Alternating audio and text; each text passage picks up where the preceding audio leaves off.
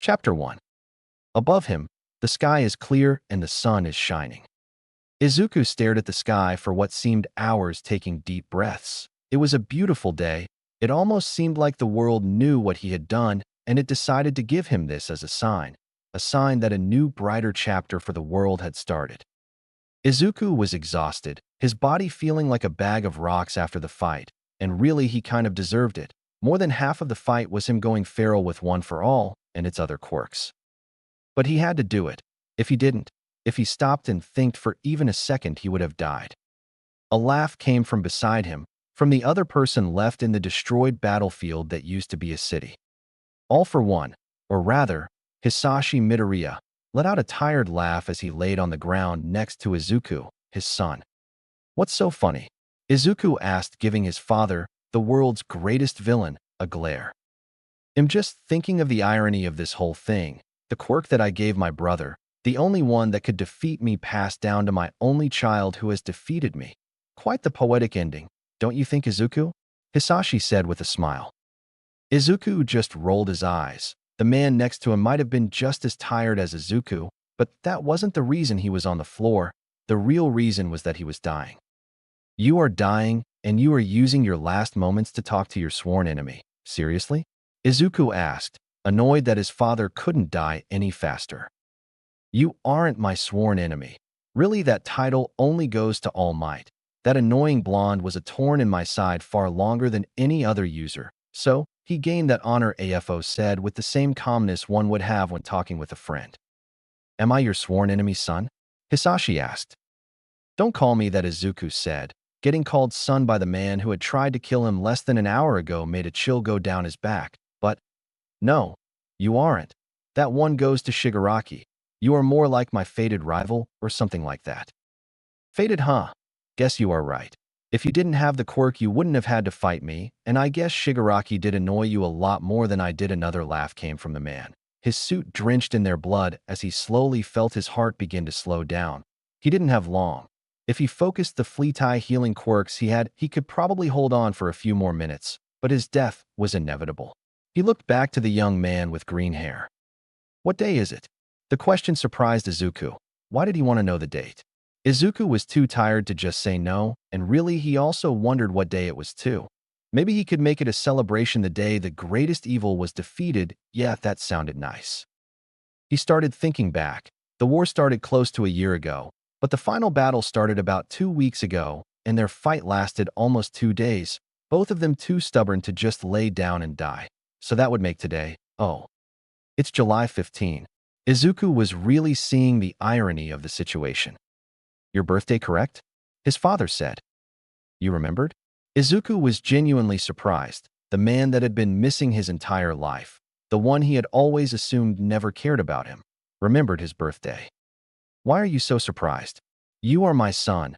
Of course I would remember," AFO answered, and he had the guts to sound offended. "Well, you never called, visited, or even sent any presents, so it's not hard to assume that you didn't care about me," and Mom Izuku shot back. Silence fell between them. For a moment he thought that the old man had finally died, but it seemed like still had a few more minutes of torture to go through. "Izuku, I always cared about you and your mother." Izuku blinked in surprise hearing what his father said. "The reason I left was because I left to fight All Might. I wanted to end it all there. Not just the annoying lineage my brother had made, but also my life as a villain. After that, I just wanted to come back home and have a normal life. Sadly, things didn't go as planned." Izuku stayed silent in shock. He couldn't tell if he was lying or not. The sadness in his voice sounded genuine. "That blonde bastard won, and I lost my face. I couldn't go back to you like that, so I ran away. I feared that if I went back I could be putting you and your mother in danger, and that brought out my hate for that man. Because of what he did to me, I couldn't go back to you and your mother. I had lost everything I held dear to me again, but I never stopped caring about the both of you." If Izuku gulped. He never thought about this, but his father's words caused a bit of curiosity to bloom inside of him. If things had gone in your favor, what was the plan? AFO didn't hesitate in answering. "I would have taken One for All back, killed All Might, and fake my own death, make the fight look like a tie, go back to you and your mother, and just Rest. Those last words were said with the exhaustion that only a man that has lived for thousands of years could understand. Silence once again fell between the two, Izuku taking in the words, the confession his father gave him, and the many mixed feelings that came with it. He hated this man. He was the cause of so many deaths, including the people he cared about, his friends, teachers. All of them died just to give him the chance to fight. So many died for just one simple win.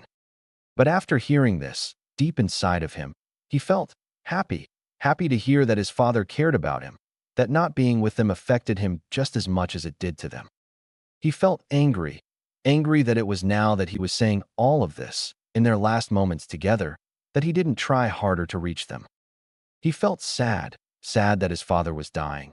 This one was the most confusing. He had felt sad, sometimes depressed when his friends died, but he couldn't understand why he felt sad for a man he barely knew. He didn't want to cry, but he was too damn tired to stop the tears. Son, I'm sorry for making this probably your worst birthday ever, AFO said. It was getting harder to breathe. He wasn't sure if it was because of his dying body or the guilt of his actions finally catching up to him. He wanted to do something, anything to make this day a little better for Izuku, because that's what parents do. They try to make their kids feel better, but how could he? Maybe that.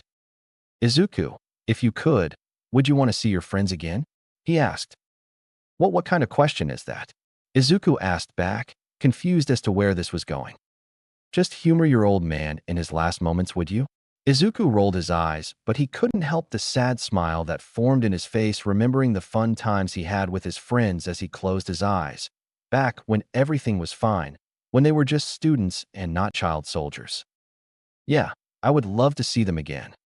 Izuku couldn't see it, but from the tips of the dying man's fingers, a small black and red tentacle formed and slowly made its way towards the green-haired boy, too deep in his own memories to notice the danger. Son, Hisashi said, making Izuku open his eyes just enough to see the tentacle pierce his chest, stabbing him right in the heart. Soon after came a wave of electricity that ran through his entire body. He screamed as excruciating pain clouded his own mind, his body spasming, his blood boiling him from the inside, and yet somehow, he heard his father's voice loud and clear, happy birthday. Then, his world went dark. Izuku's body felt sore. Not as heavy as before, but he is tired and there's a strange ringing in his ear. He moves feeling the cold asphalt beneath him, the soft material from his suit not there anymore, and instead replaced by something a lot more loose. When the ringing finally stops, letting the sounds from the world come back to him, he focuses on the voices around him. So happy to see you again, little brother. Isn't this the best? All the family is here. Back off, you old bastard. Why won't you die? Come on, Shimura. That's no way to treat your guest. What happened to your manners? Can we please try to focus on the situation at hand and then try to kill him later? Izuku recognized the voices and the name, so that meant that he must be inside One for All again. He must have passed out or something. But why was Nana screaming? Guys, the little guy is waking up. Izuku was finally able to sit up, the soreness in his body slowly disappearing, and he opens his eyes only to wince when the light hits them. Wait, light? Izuku takes a moment to let his eyes focus, only to discover that he isn't inside One for All unless they changed it and made it look like a dirty alley. He looked around, his eyes falling on the ghostly figures of the past users around him. They seemed to freeze when they realized that he was looking at them and not through them. But there was someone sticking out, a man with white curly hair. He didn't recognize them, and the situation only confused him more since they had their arm around first, almost as if they were family. Things clicked into place, all for one, their fight, the war, his mistake. In a panic, Izuku quickly stood up in a fighting stance and activated full cowl at 50%, but instead of feeling his body lighter thanks to the boost, instead his body screamed at him in pain as his muscles almost feel like they would tear to pieces and that his bones could shatter if he took a step. What? Izuku said, surprising himself even more when his voice didn't come out with the usual deep and gruff voice he had gotten used to. His voice was much higher and softer, more like the one of a teenager than an adult. That's when he finally looks at himself, only to not find his hero's suit, but instead see a middle school uniform on him. The ground seemed closer too. He passed a hand through his hair only to realize that his ponytail wasn't there anymore. He had pulled his hair into one since he had been too busy to get it cut. This also made him look at his own hands and see that they weren't littered in scars, and they were much smaller than normal. The only thing he could recognize from his outfit were his signature red shoes on his feet. He looked around at the ghostly figures waiting for them to do something, but they just stood still like they were invisible. What happened? He asked, making them snap and look at each other. Nana was the first to react as she looked at him with a nervous smile. Kid, can you see us? She asked. Izuku raised a brow at her question. Of course I can see you. Why wouldn't I? The OFA users looked at each other for a moment, only to look back at the two white-haired people here, first glaring at the taller man. First was glaring at all for one, Hisashi, his father. What is he doing here? Izuku asked, looking at Hisashi with a glare of confusion and anger. You wound me, son. Is it wrong for a father to want to spend time with his kid? He said with a smile on his face which only helped in annoying Izuku further. Tells us what you did, you bastard. Where are we and why does Izuku look like that? Nana asked, but anyone could hear the anger in her words, glaring at AFO, who was still smiling, and holding First, who kept trying his best to try and get out of his grasp, but found that he was too weak to push their arm off him. All I did was give my son his birthday gift and my apology gift too, he answered, waving his hand in the air like nothing of this was a big deal. Izuku tuned out when Nana started to swear at his father again, only to look at himself again. He recognized the uniform. It was from Aldera, his old middle school he was in before going to UA. As he looked at his clothes, he noticed just how much of a mess he was. A few parts were torn like someone had slashed at him with a knife, and some places it even looked burned. He recognized the smell, burned sugar. Bakugo. The last time he had seen him, he had stayed back to take on an entire pack of Nomas from reaching him and the other survivors they had tried to rescue. In one final attempt, he decided to blow himself up along with all the other monsters. He had gone out with a bang and honored his hero named Ground Zero.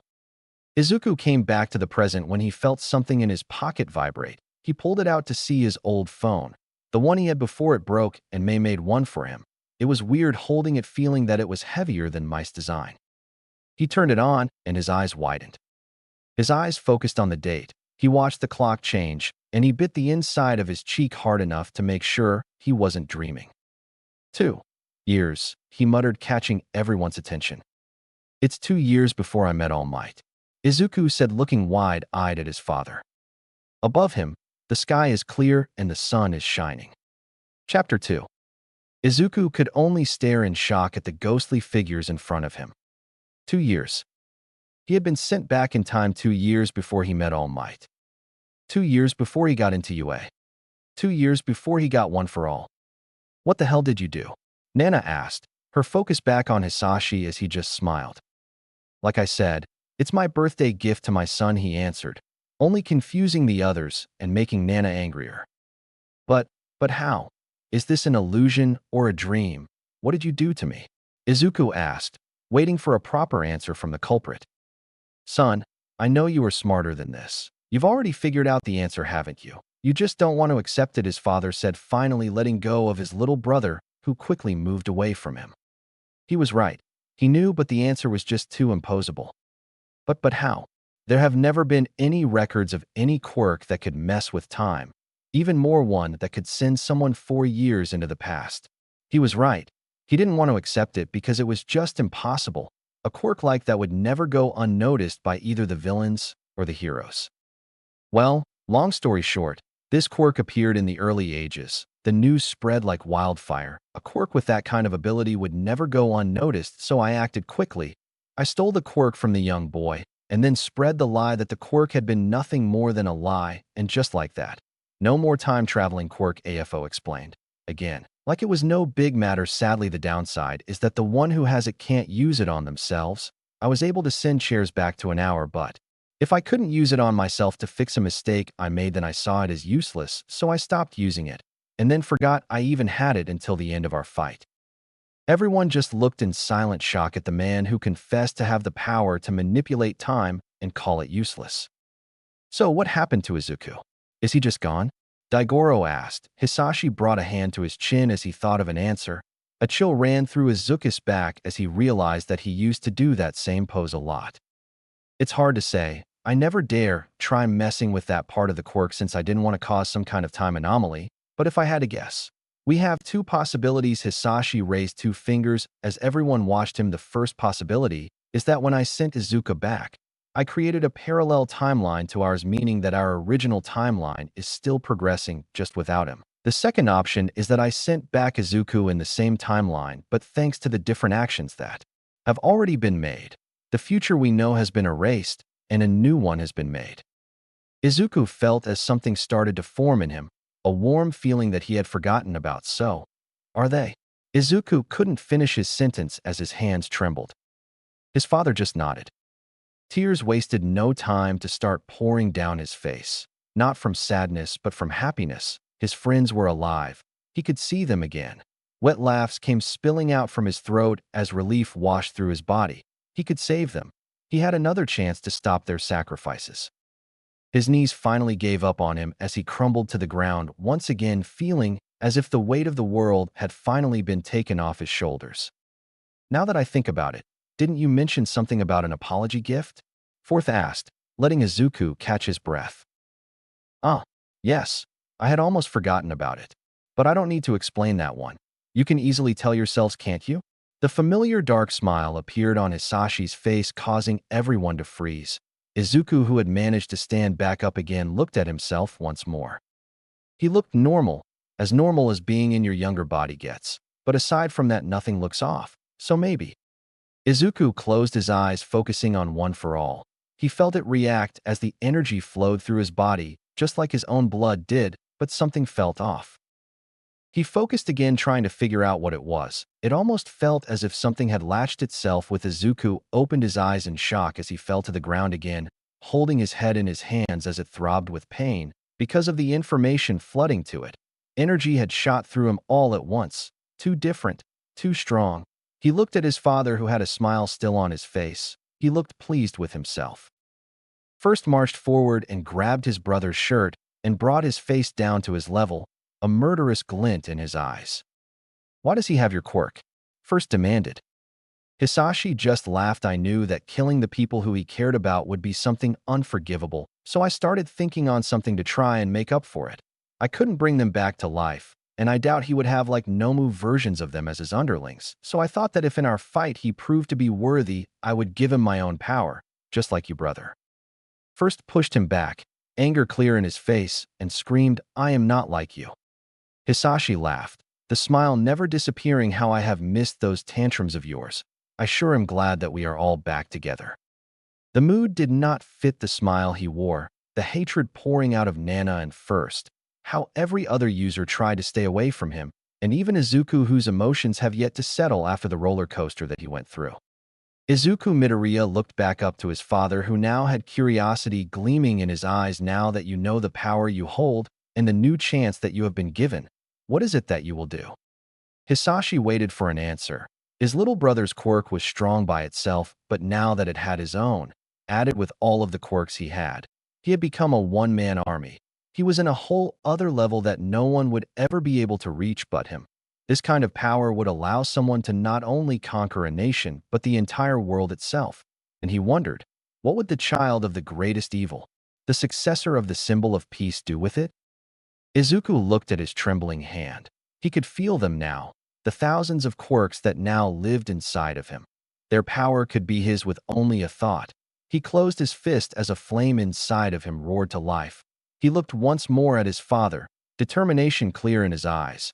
He had a mission and he was going to accomplish it, and all this man did was give him the tools necessary for it.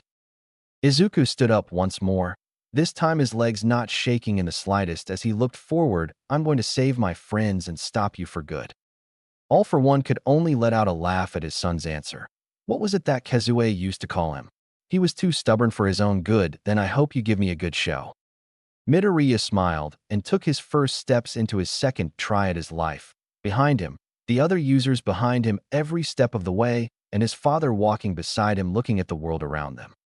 But first things first, he needed a plan of action. Chapter 3. All right, we are doing this, right? Third asked. Izuku had now been standing for 5 minutes in front of the door to his and his mother's place. He didn't know why, but he was really nervous to see his mother again. How long was the last time he visited her? A lot of stuff had happened in his life, from staying at the UA dorms, training, and getting dragged into a war had really taken most of his time, so he had no chance to go and see his mother again. In a strange surprise, Izuku wasn't the only one nervous about opening the door during the walk. His father had tried multiple times to strike up conversation, even if the best he got was a lot of angry answers from Nana, but the closer they got, the quieter he became, until finally, he stood quietly looking at the door.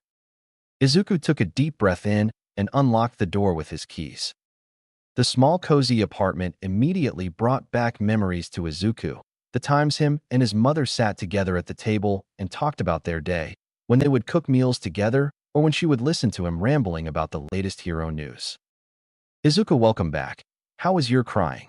Izuku, did something happen? Only until his mother pointed it out when she came to greet him did he realize that she was right. Tears had somehow already formed in his eyes and even began rolling down his face without him even noticing. The refreshing atmosphere, the feeling of warmth from seeing his mother at all, was enough to finally break down the wall he tried to put up for so long. He tried wiping away the tears, but more just kept falling down, but it didn't matter to him. He smiled at his mother. Sorry, Mom. Everything is fine. I'm just really happy to see you. These words made Inko smile, and making a few small tears form in her eyes, she hugged her son, and Izuku gladly accepted the warm hug. The other users smiled at the scene, but decided to give the mother and son privacy by leaving to another room. First turned back to look at his older brother, who stayed in his place looking at his own family. In his face rested a small tired smile, but the look in his eyes was a faraway one, the same look of someone remembering an event of a long time ago. But what called his attention was the trembling hand beside him. He looked like he wanted to move, but couldn't bring himself to do it. He turned around and left, his own hands slightly shaking. By the time the mother and son duo had finally stopped crying, more than a few tears had been shed on each other's clothes, but they easily went back to their usual routine. Izuku helping with their meal and surprising his mother, since the last time he helped he still needed her guidance, but it almost looked like he had been doing this for his entire life. Izuku could only smile at the compliment as he looked at the pot, the smell bringing memories of the times he cooked meals with his friends. A nice warm meal with your loved ones is more than enough to fill your stomach and refill your spirits. The dinner was like any other family would have. Questions like, how was your day? Was there something good in the news? Questions like these were thrown around, but even so, for Izuku, who spent his days fighting, for him, who watched both friends and teacher fall in front of him, this was a moment that was a special treasure for him. When Izuku got to his room, the other users were already waiting for him. He cringed a little when he saw just how much All Might memorabilia there was. All right, so what are you going to do? Asked Nana as she sat on his bed. Izuku raised a hand to his chin as he started to think. As much as he would like to just go to the League's hideout and beat their asses into next Monday, with his body in the state it was in, and with the new variable of All for One thrown into the mix, it would be too dangerous to try it. So the first thing he should do is, I need to get back to how I was before. Right now, I don't even think I can use full cowl without crippling myself. So the best place to start would be with my training. Izuku had to accept that his body right now was as good as a wet noodle. If I may ask, why not just use some of the strengthening quirks you now have to make your body suitable to use One for All? It would make things much more faster, his father said, while looking at an empty space in the wall. All the All Might stuff made him really uncomfortable and angry. Izuku had thought about that idea, but it might be a good idea to get a quick start, but it would do us more harm in the future. I need to get my body used to this power again, and if I used quirks right now, my training would probably not give the same results as it did before. They might even be worse. It was a high risk to try it, and high risks is not something Izuku wants right now, so he needed to take the safe route, even if it was slower. Well, might as well. But after that, what are you going to do? By checking your memories, I can see that it only took you a few months to clean it. Are you going to use the remaining time to just train? Asked his father. Izuku just shook his head. Training for 2 years could be a good idea, but for this it would just be stupid, since he would have a lot more freedom in UA than he does now, so it would be better to give it his all then, but for now he has a plan. I hate to say it, but I'm going to take a page out of Shigaraki's book. Izuku sat down, grabbed one of his empty notebooks and a pencil and began to write. The best way to look at this would be as a video game with different kinds of quests. The main and most important quest would be defeating the living AFO. The second one would be to beat Shigaraki, since he is the successor. The third one would be to stop Overhaul because of his quirk erasing bullets. Those would be our main quests, but we also have a few side quests. They're not important, but they would make things easier down the line. We need to beat the League before they become too strong. I have to get my friend's trust back, and we have to save Eri. Izuku finished. The other users deep in thought as they thought of their own plans. Well, we can leave any kind of fights out right now. Like you said, you are in no condition to fight, and you want to meet your friends in 2 more years, so that's a no, and everything second says, making everyone look at Izuku. Well, not really. It would be foolish to try and go into a war with no kind of information on your enemies, and I still remember the information we dug up on the League. When we went to war in the future, Izuku changes to another page and begins writing again right now. More than half of the League is missing, with only Shigaraki and Kurogiri. Most of them start to join after the Stain incident, and I did think about it. I can't fight them, but maybe there is another way to weaken them. All of the members are people which society and heroes failed to help, but if I'm able to convince them to come into our side, we might have an advantage. Izuku wrote down the different names of the League's members. Shigaraki is definitely a no. Kurogiri is a maybe, but I have no idea how to bring back his memories. Twice and Spinner are also off the list. Davy's entire existence is to make his father pay, even if it means his life, so making him would be impossible. He's literally too angry to die, and most of the others are horrible villains that enjoy murder like a pastime. Leaving only one option, Izuku had crossed out the other's name and drew a solsi around the last one, Himiko Toga. Right now she is in middle school and is the same age as me. In a few years she will go in a rampage and start killing her classmates, but if I play my cards right, I might be able to not only stop her, but convince her to get on our side. His father clapped. Quite a genius plan. That girl Toga was an important piece in a lot of key fights, and after her quirk evolved, she became a formidable adversary to all of you. So taking her away from the League is a big blow to their strength. Izuku felt his stomach turn when he got praise from that man. He is both happy that someone likes his plan, but he really wants it to be literally anyone else. Well, I have to admit, that's good, but it doesn't seem like you are done. Third said, giving Izuku a smile. The users saw the familiar glint in his eyes. That look in his eyes meant that Izuku was determined and nothing would be stopping him. Is it that obvious? Well, I do have a plan for getting my friend's trust back. I know of one who I could bet you right now is praying for a hero to come and save him. Izuku smiled as the memories started to come back. You know, I've told you about my childhood, so how about you tell me about yours? Izuku asked. He and his friend sat alone in front of a campfire. It was their turn to keep watch as the others slept. Their friend let out a tired laugh. Well, I guess that's only fair. Their friend passed their hand through their messy hair as they took a deep breath. My childhood wasn't the best. At the beginning I had a good family, but when my quirk came in, things changed. My parents were afraid of me, and they worried how I could affect how their own friends saw them, so they gave me away, left me in an orphanage to take care by myself. The kids there called me names, bullied me, hurt me, all because of a thing I couldn't even control. They let their gaze fall to the floor. Then I was finally adopted. I had a small hope that things would be better, that I would have someone that cared for me, but all of those expectations were stomped out soon enough. Those bastards treated me like their personal slave, took out their anger on me. When something went wrong, they looked at their clenched fists, their knuckles turning white and anger brewing in their eyes until it all disappeared, leaving a smile under their tired eyes, their hands falling to their lap. I spent every night praying that one day a hero, someone could come and save me, to get me out of that dark place I was trapped in. They looked up at the night sky illuminated by stars, a soft smile on their face, and you know what, Izuku? Even if it took longer than I expected, I think you were the answer to those prayers. In another part of town, a young boy with a head of wild purple hair looked up at the sky with bags under his eyes and bruises covering his skin as their small and thin form trembled. Shinso took in a shaky breath of air as small tears began to form in his eyes and let out a whisper as he looked at the stars. Please, anyone. I can't believe I forgot about this. Izuku now stood in front of a place he thought he would never come back to. His old school, Aldera. I'm surprised you forgot about it. Shouldn't this have been one of your main concerns at this age? Third asked. Izuku couldn't say anything back since he knew he was right. He had been too busy looking at the big picture, trying too hard to make a plan for the future that he forgot about the present. So what's the plan?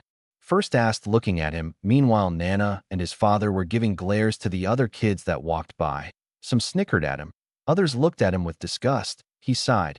He needed to remind himself that he wasn't Deku, last user of One for All, but just Deku, the quirkless loser. Now, a plan sounded nice, but he had forgotten about this, so he had nothing to go off on, so his best option was to just take a deep breath and try to fit in. Izuku began walking into the school, trying to ignore the whispers and laughs. Other users quickly followed after him. The only one who stayed at the entrance of the school was Hisashi. He looked in surprise at how easily his son, the one who took him, the greatest villain, down, put on a mask of a frail and scared child with such ease. He had a vague idea of what his son had gone through since he had gotten pieces of his memories when he gave him his quirk, but since the transition was forced, he didn't have the ability to just see his memories like the other vestiges, but with this, the laughs, the whispers, the looks, he could easily figure it all out. In his time away from them, Inko regularly called him. Sometimes he answered, and others he couldn't. It depended on his schedule of stealing quirks and plotting All Might's demise. One day, Inko had called him. He was still resting from his fight with All Might, but he still wanted to hear her voice, so he let her go to voicemail since he could barely use his vocal cords. She told him about how her day went, asked how his job was, how her relationship with her friends was, but through it all he heard as her voice shaked, until she finally spoke of him, Izuku. The news were not good. Their son was quirkless, and they were both in pieces. He knew about Izuku's dream of being a hero, even if it pained him. He could never say no to his bright smile when he talked about helping others. She broke down into sobs as she poured her little heart out to an answering machine, and all he could do was listen. That had been the only call in which she talked about that, but he could clearly hear the stress in her voice. But even with that burden on her, she always gave it her best for their son. Now that he looked at how his life went with that curse, he couldn't help but feel guilty. He may have had one of the strongest quirks that have existed. He may have lived for more than a century, but even with all of that, he was still a first generation. His genes were those of a first generation, so if he ever were to have children, the chances of them being quirkless were astronomically higher than any other in this day and age. So for some reason, even if he knew that he couldn't have done anything, he couldn't help but feel guilty since he had already ruined his child's life from the start. Izuku kept walking around the school as slowly the layout of it came back to his mind. He tried walking without catching much attention, but it was hard since the other kids kept going out of their way to trip him or call him names. He had already been tripped twice in the way to his classroom. These kids are completely rotten, Fourth said, looking at the kids laughing at him as he picked up his things from the floor. It's okay, Izuku thought. Thankfully he could talk to them in his head, or else people would definitely think of him as insane, which was not something he needed added to the list. I'm used to it. That's the problem, kid. You shouldn't be, Nana said as she walked next to him, but he froze once he saw the door to his classroom. The one he spent 4 years being tortured, but there was one thing that made him walk in. And those were the red eyes that immediately centered on him. His childhood friend, his best teammate, and his bully, Bakugo Katsuki. To be completely honest, Izuku would be in tears from seeing his best friend once again after seeing him die, but he was a little busy by the pain of being kicked to the ground by that same person. Well, look who came today. Little nerd Deku Bakugo stood in front of him, looking down at him with a wicked smile on his face, as behind him the other students in the classroom laughed. It seems like yesterday's lesson was not enough for you, so how about we give you another one? His hand lit up with light as sparks began to fly like little fireworks. Izuku still wanted to cry, and he couldn't help the small tears forming. Don't get him wrong. These were happy tears, but the situation really helped to hide their meaning. Everyone stopped when the teacher walked in and looked at the students. When he looked at Izuku, instead of tired, they just looked annoyed, and they only let out a sigh as they put their papers on their desk. Izuku, please don't annoy Bakugo so early in the morning, the teacher said, placing the entire fault on him.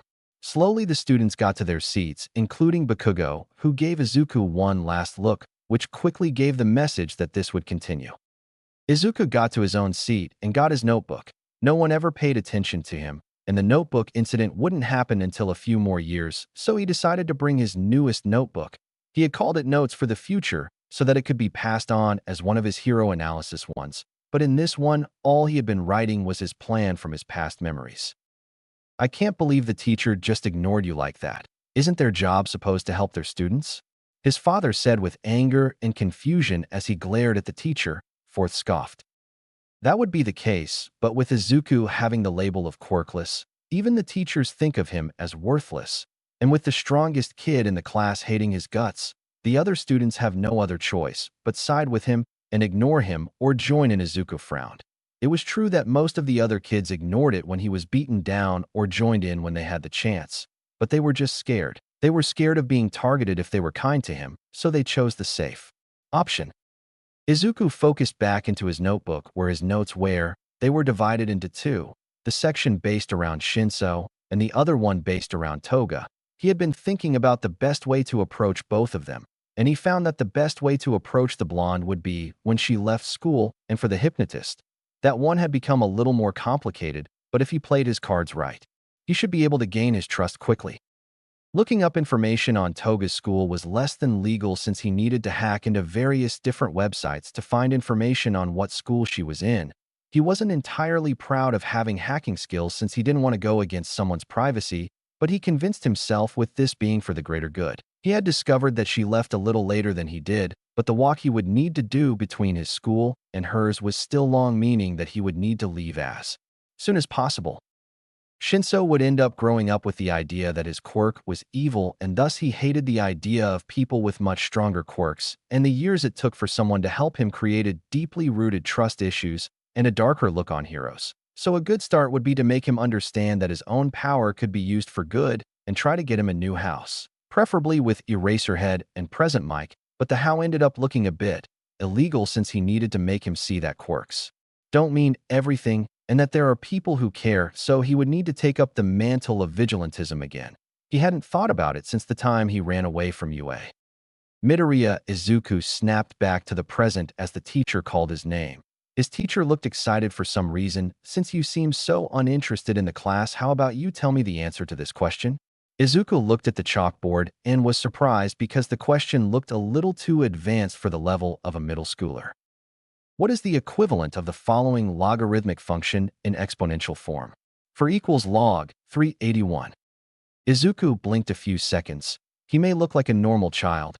He shouldn't know the answer to this. But the one thing they didn't expect was that the Izuku from the future was actually an incredible analyst and had years of advantage on his class when it came to his studies, and it only took him a few seconds before he blurted out the answer. It's 81 equals 3. The excitement in his teacher's face fell as they looked back between Izuku, the chalkboard, and the book which they pulled the question out of only to give up with an angry look. Correct.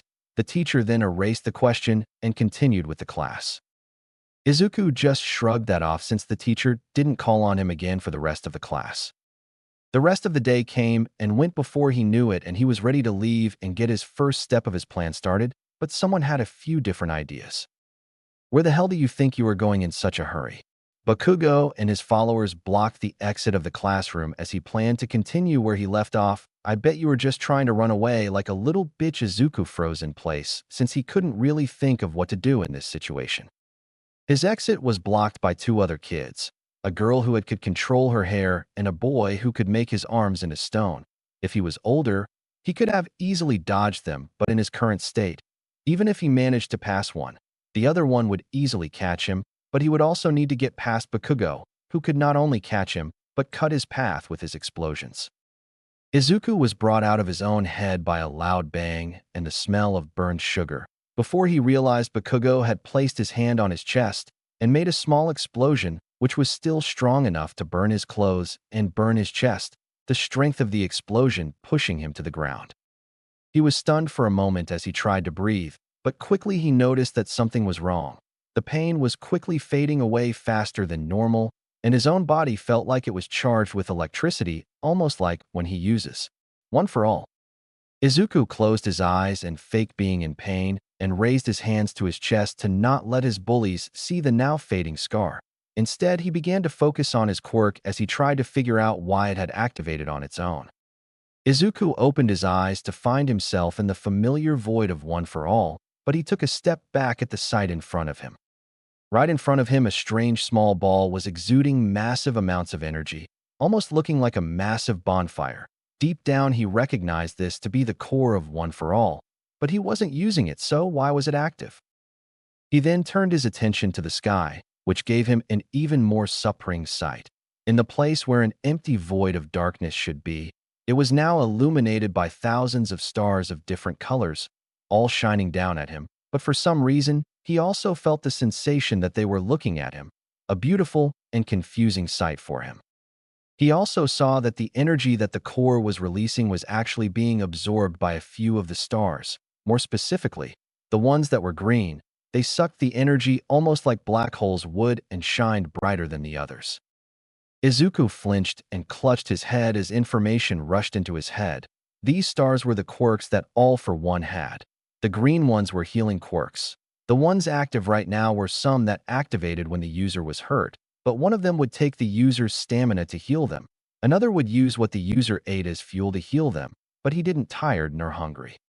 My oh my, this is quite the surprising turn of events. The voice of his father came from behind him. Izuku turned around to see both his father and first, should he call him uncle? Looking at the same scene, he saw it seems like our quirks work quite well together. Don't you think, brother? First scoffed, not even giving the man a glance, and instead talked to Izuku. If you're confused, it seems like the quirks that he brought that would usually take something from their user are instead taking the energy they need from the core, meaning that you somehow bypass their requirements. Indeed, and the more energy you give them, the stronger the effects. That means a lot of possibilities for you. His father then took on a pout as he crossed his arms. But I'm so jealous. Do you know how many stamina-related quirks I stole, so I didn't pass out from the first punch I took? Don't know and don't care, first answered, getting an annoyed look from his older brother. This changes a lot of things, but we'll have to talk about it later. For now, just get back out there, and let's get the plan on the road. First waved his hand, and the void disappeared as it pushed Izuku back into reality. He snapped back only to see the classroom empty. Bakugo and his goons must have left at some point, leaving him alone. He looked down at his chest and saw that there wasn't even a scratch from the explosion. He quickly stood up and grabbed his things as he ran out the classroom. He would love to look more into this, but first was right. He needed to start the plan. And he needed to hurry because the clock was already running. Chapter 5. Okay, this should be a good place, Izuku panted as he looked around the park he had run to. After investigating on Toga, he found this park which was close to her school, and many of the students went to visit. Hopefully he would be lucky and he could catch her before she left for her house. The sun was at its peak, and he had ran all the way here, so he moved to stand under the shadow of one of the trees. He looked around and saw parents, young kids, and various students, all of them wearing a similar uniform to his. The only differences being how instead of black, theirs was a white dress shirt and a light blue blazer with the emblem of their school on their arm. But amongst all of them, there was no sign of the blonde girl. He knew that she looked different, but she was nowhere to be seen. Maybe he had been too late, and she had already Saito? Izuku felt a shiver run down his spine as he recognized the voice. He turned faster than he intended, surprising the short blonde girl behind him. He had already seen her picture, but seeing her in person somehow made it seem more real, just how different she was from the killer that he knew. She was much shorter than before. Her familiar messy buns were gone, leaving her straight blonde hair to reach her shoulders. She wore a white dress shirt under a black vest and the same light blue blazer as her classmates. The only thing that told him it was Toga was her golden yellow-colored eyes and thin slits. Freckles, she softly muttered as she looked at him until she finally snapped out of it with a small blush. Sorry, I thought you were someone from my class. It's just that both of you have fluffy hair, but he doesn't have freckles, and in the shadows I thought your hair was black like his, and Toga suddenly stopped her rambling when Izuku let out a laugh. Sorry, it's just that the way you started panicking was really funny. I'm not that Saito guy, but my name is Izuku Midoriya. Nice to meet you. Izuku smiled and stretched out his hand to her. In reality, the smile and laugh were all fake, since his body was telling him to try and run or fight the girl in front of him before she could get any kind of sharp object in her hands. He still remembered just how dangerous Toga from his timeline was. Toga blinked a few times before she smiled and shaked Izuku's hand. Himiko Toga, pleasure to meet you. What are you doing here? Do you live close? She innocently asked. He just couldn't tell her that he was here because of her, so he thought up a lie. Well, I'm actually waiting on some friends since they wanted to hang out here, Izuku said with an excited smile on his face. This was one of the best lies he could come up with since most people would assume that he had friends, and it also gave him a reason to just stand alone and not look weird. What about you, Toga? Are you here with your friends? He asked. Her shoulders dropped a little nod. Really, I'm actually here alone. I just like coming to this park since it's so peaceful. For a moment, her expression changed from one of happiness to a sorrowful one. He had seen her sad before, mostly because she couldn't kill one of her classmates or someone else, but this one felt different. Well, I'm going to be waiting for a while until they arrive, so want to chat for a bit? Izuku asked, which seemed to raise Toga's mood as she gave him a bright smile. The two of them talked for a while under the tree. Izuku learned a bit more about the girl. She really was different at the one he knew. She was friends with her entire class and had good grades, but for some reason the topic of quirks was always avoided, not by him, but she always seemed to change the conversation when it went near it. Another weird thing is that she didn't talk about her family. She mentioned in passing that she had an older sister, but not once did she ever talk about her parents.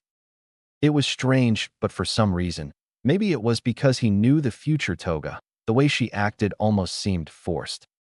The sound of chimes interrupted made their conversation come to a halt, and even weirder was when Toga took her phone out and checked something, and panic flickered on her face before quickly disappearing.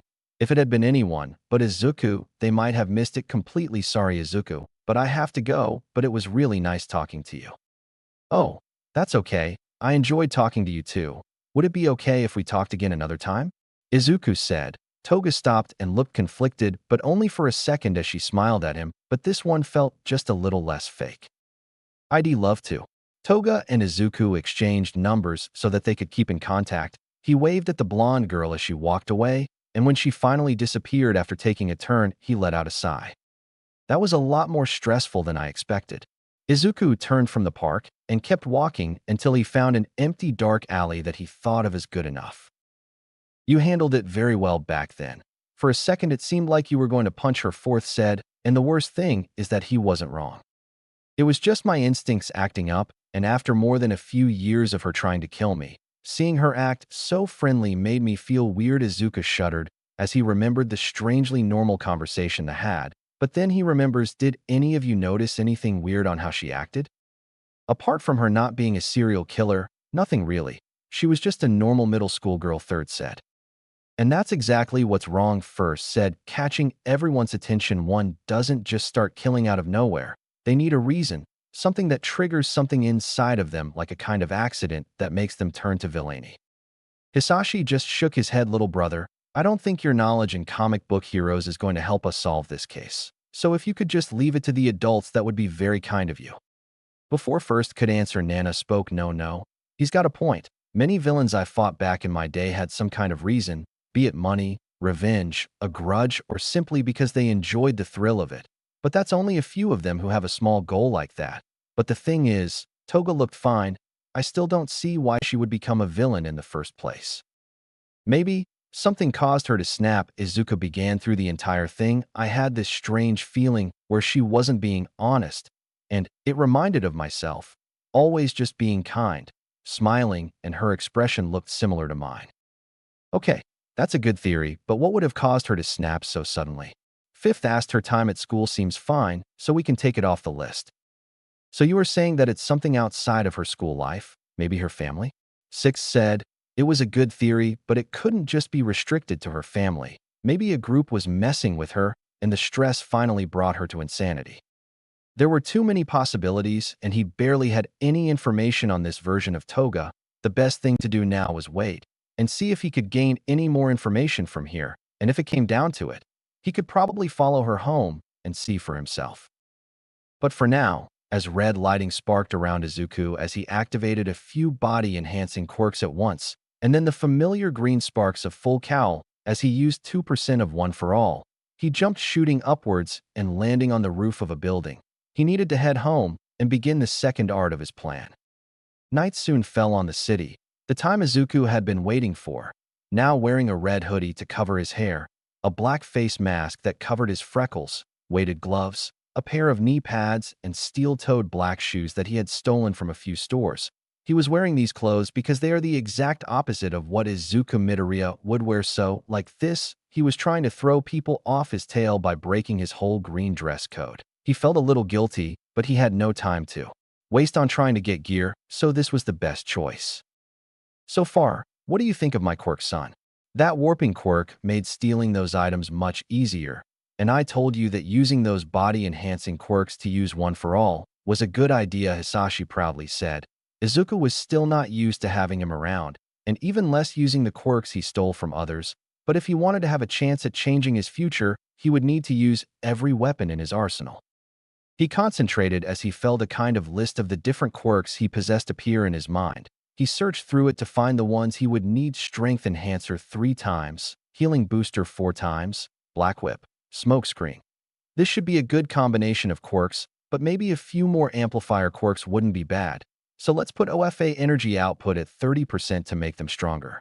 Izuku kept muttering as he prepared his quirks. The vestiges felt a shiver run down their spines as they finally saw a scary resemblance to his father, who looked proudly at his son. Red sparks surrounded Izuku as the quirks were filled with energy, the strength enhancers putting his body somewhere along the same place he was when he finished All Might's training, the healing quirks keeping his body from the stress of the sudden enhancement, and the other quirks from the vestiges. Izuku began his move as he jumped from building to building, getting closer to his target.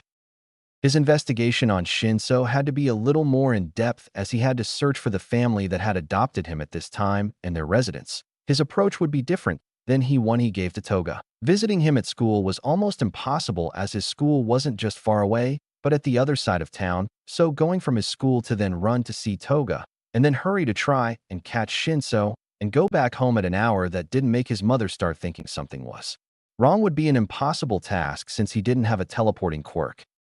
The other reason as to approach him as a vigilante was to try and help him believe in people more than he did before.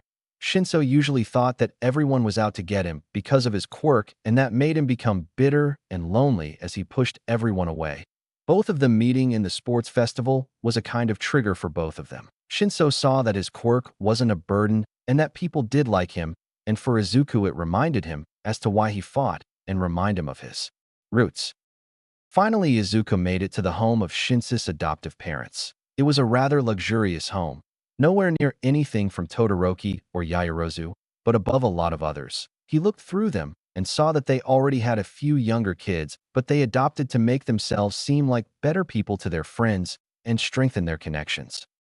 Izuku jumped off the roof and activated Air Walk and Float, allowing him to easily walk in the middle of the air and walk to an open window with a few purple hairs sticking out.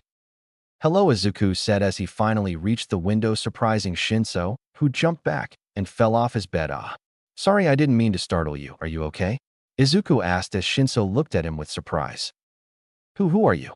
Shinso asked. Izuku was surprised not only by how he looked like, but the way he acted. Future Shinso was skinny, but this one had no meat on his bones. His hair was even more of a mess than usual. His arms were covered in red and blue bruises, and the bags under his eyes looked worse than normal, and he seemed a lot more shy than his future self, who had a sharp silver tongue. Izuku's blood boiled. He was being abused and barely fed by his own family. It seems like the situation is much worse than Izuku had originally thought. "Hi. I don't mean you any harm, I'm just your friendly vigilante passing by," Izuku said, hoping that he doesn't come off as a threat.